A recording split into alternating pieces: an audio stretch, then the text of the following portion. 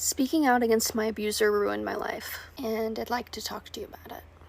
I'm gonna be reading something I wrote. It's not particularly well written, but I just needed to collect my thoughts. Whether you know who I am or not, I ask you to please listen to my story. If you do recognize me, then you haven't heard from me in a couple of years, and that's because I was effectively run off the internet. You also may have heard that I admitted to lying or that it was proven that I lied. Neither are true. Speaking out against my abuser ruined my life. Here's how we got to that point. During the Me Too movement, I chose to speak out against a former friend who had essayed me. I was young, naive, and could never imagine how this would end up affecting my life. I believed that as long as I told the truth, things would turn out all right. I was very wrong. After my initial statement, describing in detail what happened, my abuser issued a statement in response.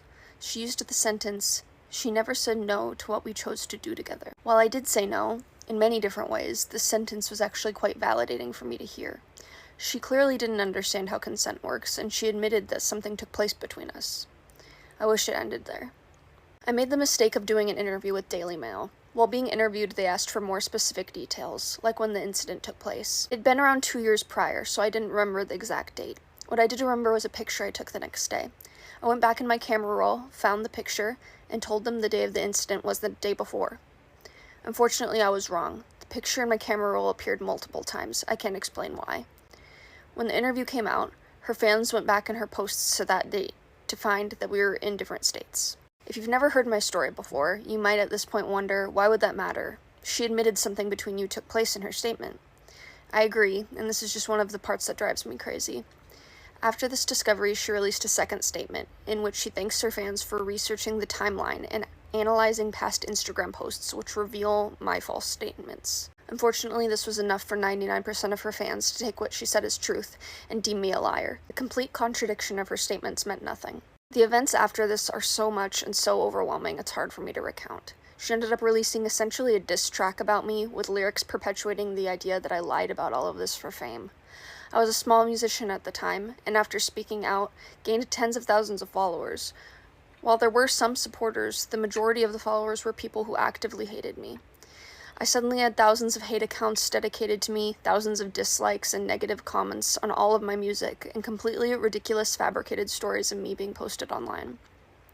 I really hoped it would die out and people who liked me would stick around and I'd be able to move on with my career, but it never died. Anything I attempted to do was infected with this story. Googling me results in many first-page results calling me a liar. The people who hated me took it upon themselves to ruin every opportunity for me. Partnerships with brands, modeling opportunities, they were all flooded with comments saying I lied about SA. In addition to this, my home address, phone number, and family's phone numbers were all leaked. I became so discouraged with my own music career, I essentially stopped. I started doing SW in an attempt to regain some autonomy, but that was taken from me as well when people who hated me hacked the account. I was just trying to move on.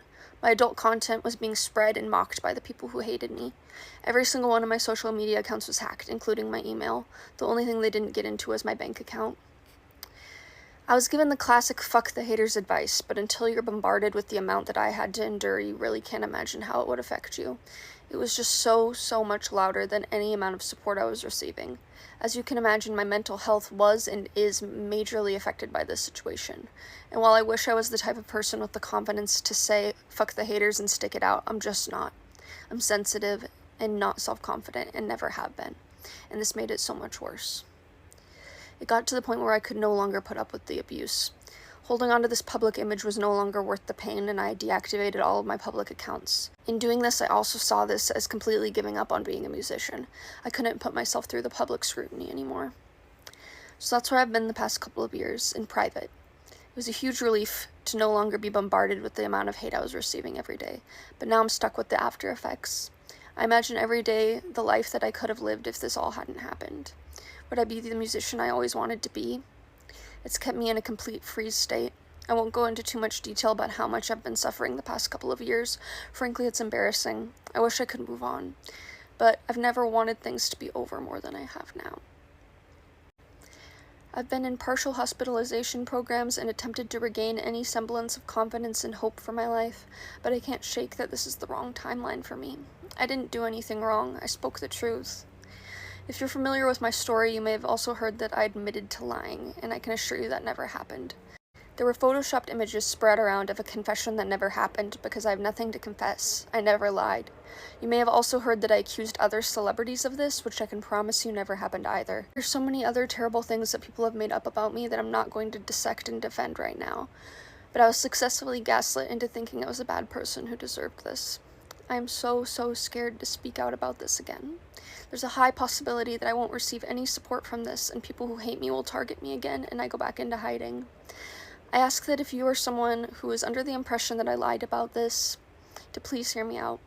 Please think about her contradicting statements. Please realize that there's no one on earth who knows what happened that night besides me and her, and even the smallest possibility that I could be telling the truth should be enough for you to not want to risk ruining an innocent person's life in this way. I'm completely exhausted from begging people to believe me for years now. I'm not sure what I'm hoping will come from this. It's gotten to be quite humiliating to beg people to care.